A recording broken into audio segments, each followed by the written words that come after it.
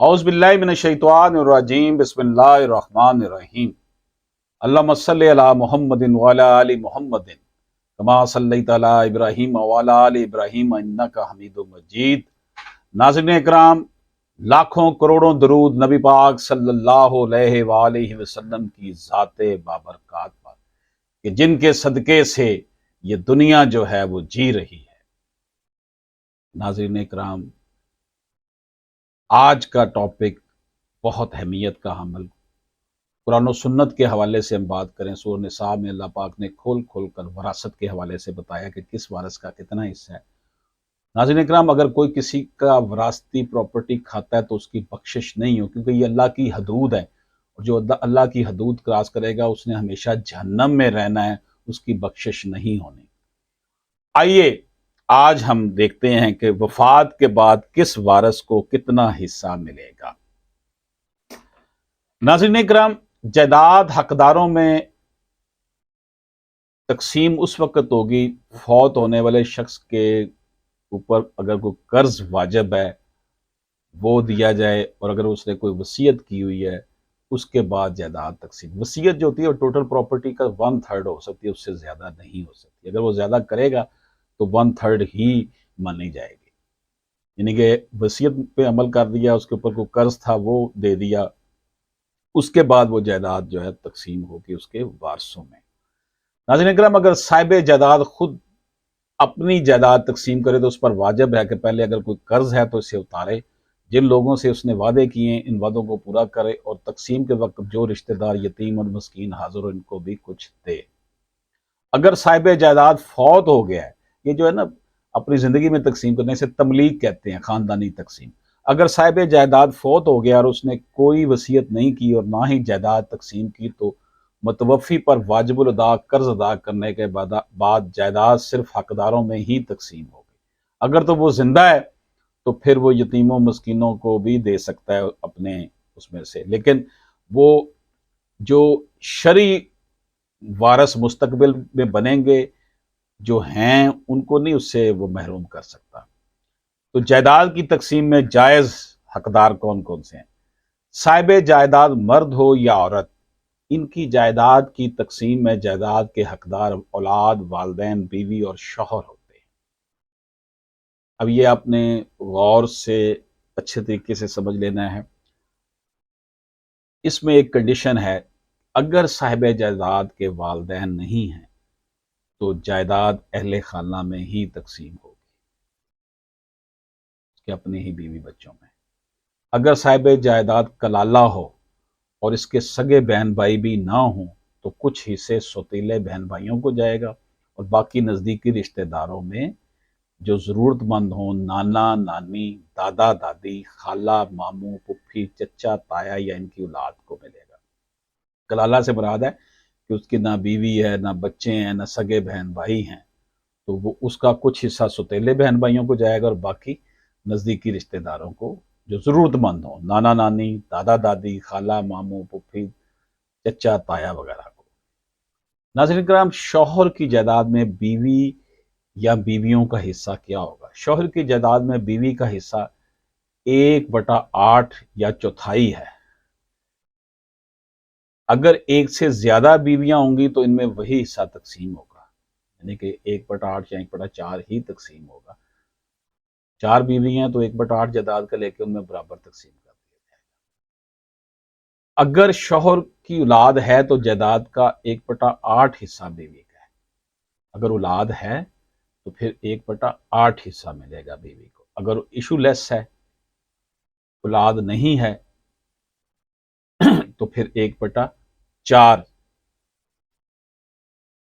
छठा हिस्सा शौहर के वालिदैन का है और बाकी बच्चों का है।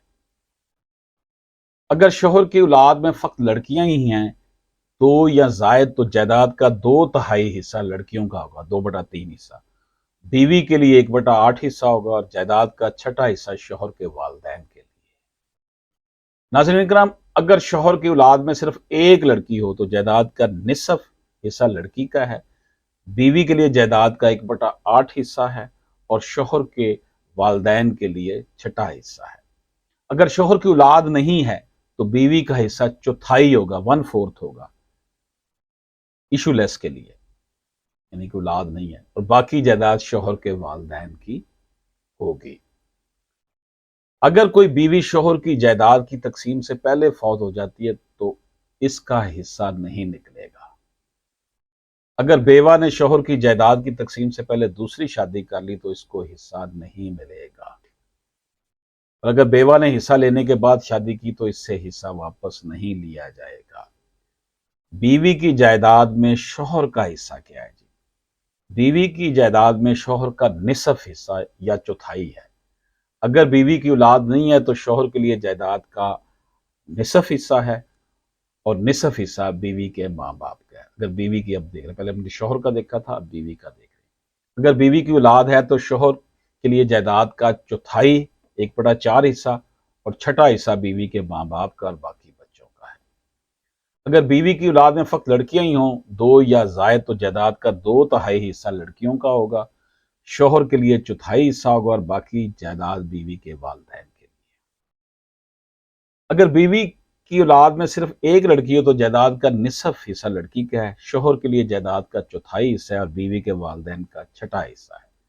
अगर शौहर बीवी के वालिदैन की तरफ से जायदाद मिलने से पहले फौत हो जाए तो इसमें शौहर का हिस्सा नहीं निकलेगा।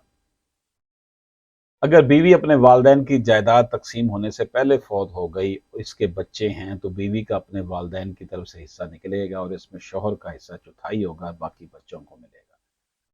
अगर बीवी अपने वालिदैन की जायदाद तकसीम होने से पहले फौत होगी और उसके औलाद भी नहीं है तो इसके शौहर को हिस्सा नहीं मिलेगा। नाज़रीन, अब बात करते हैं बाप की जायदाद में औलाद का हिस्सा। बाप की जायदाद में एक लड़की के लिए 2 लड़कियों के बराबर हिस्सा है। बाप की जायदाद में पहले बाप के वालिदैन यानी दादा दादी का छठा हिस्सा और बाप की बेवा यानी माँ का 1/8 हिस्सा निकालने के बाद जायदाद औलाद में तकसीम। अगर औलाद में फक्त लड़कियां ही हों, 2 या जायद, तो जायदाद का 2/3 हिस्सा लड़कियों का होगा, 8वां हिस्सा बेवा माँ का होगा और छठा हिस्सा बाप के वालिदैन को मिलेगा। अगर एक ही लड़की हो तो इसके लिए जायदाद का निसफ हिस्सा है, 8वां हिस्सा बेवा माँ के लिए और छठा हिस्सा बाप के वालिदैन के लिए। नाज़रीन, अगर बाप के वालिदैन यानी दादा या दादी जायदाद की तकसीम के वक्त जिंदा नहीं है तो इनका हिस्सा नहीं निकाला जाएगा।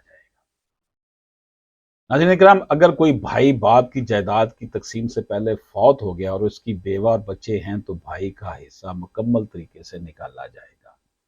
अगर कोई बहन बाप की जायदाद की तकसीम से पहले फौत हो जाए और इसका शौहर और बच्चे हों तो शौहर और बच्चों को हिस्सा मिलेगा, लेकिन अगर बच्चे नहीं हैं तो इसके शौहर को हिस्सा नहीं मिलेगा।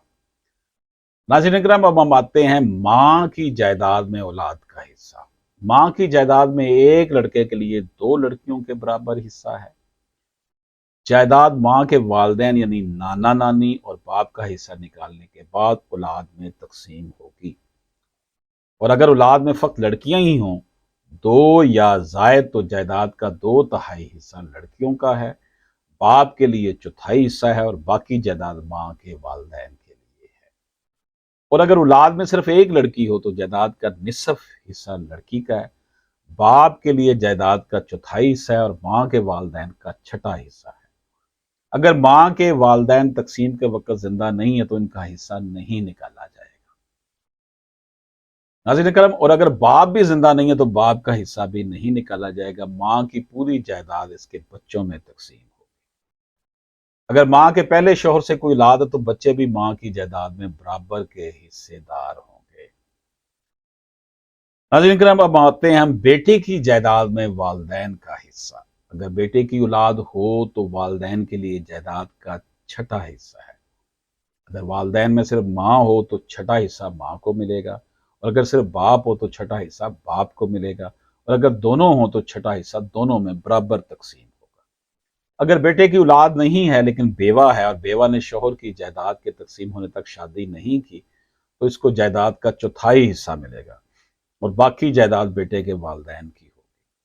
अगर बेटे की औलाद में फक्त लड़कियां ही हों, 2 या जायद, तो जायदाद का 2/3 हिस्सा लड़कियों का है, बेटे की बेवा के लिए 8वां हिस्सा और बेटे के वालिदैन के लिए छठा हिस्सा है। اگر اولاد میں صرف ایک لڑکی ہو تو جائیداد کا نصف حصہ لڑکی کا ہے، بیٹے کی بیوہ کے لیے 8واں حصہ ہے اور بیٹے کے والدین کا 6واں حصہ ہے۔ ناظرین کرام، اگر بیٹا رنڈوا ہے اور اس کی کوئی اولاد بھی نہیں ہے تو اس کی جائیداد کے وارث اس کے والدین ہوں گے، جس میں ماں کے لیے جائیداد کا 1/3 حصہ ہے اور 2/3 حصہ باپ کا ہے۔ اور اگر بیٹے کے بہن بھائی بھی ہوں تو اس کی ماں کے لیے 6واں حصہ اور باقی باپ کا ہے۔ ناظرین کرام، اب ہم آتے ہیں بیٹی کی جائیداد میں والدین کا حصہ، یعنی کہ اگر کوئی بیٹی فوت ہو گئی ہے تو اس کی جائیداد میں والدین کا حصہ کیا ہے۔ اگر بیٹی کے اولاد ہے تو والدین کے لیے جائیداد کا 6واں حصہ ہے۔ اگر اولاد والدین میں صرف ماں ہو تو 6واں حصہ ماں کو ملے گا، اور اگر صرف باپ ہو تو 6واں حصہ باپ کو ملے گا، اور اگر دونوں ہوں تو 6واں حصہ دونوں میں برابر تقسیم ہوگا۔ اگر بیٹی کی اولاد نہیں ہے لیکن شوہر ہے تو شوہر کو جائیداد کا نصف حصہ ملے گا، اور نصف جائیداد بیٹی کے والدین کی ہوگی۔ اور اگر بیٹی کی اولاد میں فقط لڑکیاں ہی ہوں، 2 یا زائد، تو جائیداد کا 2/3 حصہ لڑکیوں کا ہے، بیٹی کے شوہر کے لیے 1/4 حصہ اور باقی والدین کا ہے۔ اور اگر اولاد میں صرف ایک لڑکی ہو تو جائیداد کا نصف حصہ لڑکی کا ہے، بیٹی کے شوہر کے لیے 1/4 حصہ اور والدین کا 6واں حصہ ہے۔ ناظرین اکرام، اگر بیٹی بیوہ ہو اور اس کے اولاد بھی نہیں ہے تو جائیداد کے وارث اس کے والدین ہوں گے، جس میں ماں کے لیے جائیداد کا 1/3 حصہ ہوگا، اور اگر بیٹی کے بہن بھائی ہیں تو ماں کے لیے جائیداد کا 6واں حصہ ہوگا اور باقی باپ کو ملے گا۔ اب ہم آتے ہیں کلالہ کی طرف، جس کی نہ بیوی ہے، نہ بچے ہیں، نہ بہن ہے، نہ بھائی ہے، نہ ماں ہے، نہ باپ ہے۔ کلالہ سے مراد ایسے مرد اور عورت جن کی جائیداد کا کوئی وارث نہ ہو، یعنی جن کی نہ تو اولاد ہو اور نہ ہی والدین ہوں اور نہ ہی شوہر یا بیوی ہو۔ اگر صاحب میراث مرد یا عورت کلالہ ہو، اس کے سگے بہن بھائی بھی نہ ہوں، اور اگر اس کا صرف ایک سوتیلا بھائی ہو تو اس کے لیے جائیداد کا 6واں حصہ ہے، یا اگر صرف ایک سوتیلی بہن ہو تو اس کے لیے جائیداد کا 6واں حصہ ہے۔ اگر بہن بھائی تعداد میں زیادہ ہو تو وہ سب جائیداد کے 1/3 حصے میں شریک ہوں گے، اور باقی جائیداد قریبی رشتہ داروں میں اگر دادا دادی یا نانا نانی زندہ ہیں، یا چچا تایا پھوپھی خالہ ماموں میں، یعنی کہ اولادوں میں جو ضرورت مند ہو ان میں تقسیم کی جائے، جو کسی کے لیے نقصان دہ نہ ہو، ضرر رساں نہ ہو۔ اگر کلالہ کے سگے بہن بھائی ہوں، اگر کلالہ مرد یا عورت ہلاک ہو جائے اور اس کی ایک بہن ہو تو اس کی بہن کے لیے جائیداد کا نصف حصہ۔ اب یہاں کلالہ سے مراد یہ ہے کہ بہن ہے، بیوی بچے نہیں ہیں، والدین نہیں ہیں، اور باقی قریبی رشتہ داروں میں اور ضرورت مندوں میں تقسیم ہوگی۔ اگر اس کی 2 بہنیں ہوں تو ان کے لیے جائیداد کا 2/3 حصہ ہے اور باقی قریبی رشتہ داروں میں ضرورت مندوں کے لیے۔ اگر اس کا ایک بھائی ہو تو ساری جائیداد کا بھائی ہی کلالہ ہے، باقی کوئی بھی نہیں ہے، صرف ایک بھائی ہے تو وہ ساری پراپرٹی کا وارث ہوگا۔ اگر بھائی بہن مرد اور عورتیں ہوں تو ساری جائیداد انہی میں تقسیم ہوگی۔ مرد کے لیے 2 حصہ اس کا ہوگا جو کہ عورت کے لیے ہے۔ ناظرین کرام، اللہ تعالیٰ کھول کھول کر بیان کرتا ہے کہ تم گمراہ نہ ہو جاؤ، اور اللہ ہر شے کو جاننے والا ہے۔ اللہ تعالیٰ فرماتا ہے، اور ہر ترکہ کے لیے جو ماں باپ اور عزیز و اقارب چھوڑیں ہم نے وارث قرار دیے، اور جن سے تم نے عہد کر لی ہیں ان کا حصہ ان کو دے دو، بے شک اللہ ہر شے کا گواہ ہے۔ اللہ پاک فرماتا ہے مردوں کے لیے اس میں جو ان کے والدین اور اقربا چھوڑیں ایک حصہ ہے، اور عورتوں کے لیے بھی اس میں جو ان کے والدین اور اقربا چھوڑیں تھوڑا یا زیادہ مقرر کیا ہے، ایک حصہ ہے۔ اور جب رشتہ دار یتیم اور مسکین تقسیم کے موقع پر حاضر ہوں تو ان کو بھی اس میں سے کچھ دے دو، اور اس سے نرمی کے ساتھ کلام کرو۔ اللہ تمہیں تمہاری اولاد کے بارے میں وصیت کرتا ہے کہ ایک لڑکی کے لیے 2 لڑکیوں کے برابر حصہ ہے، اور ایک اگر فقط لڑکیاں ہی ہوں 2 یا زائد تو ترکے کا 2/3 حصہ ان کا ہے۔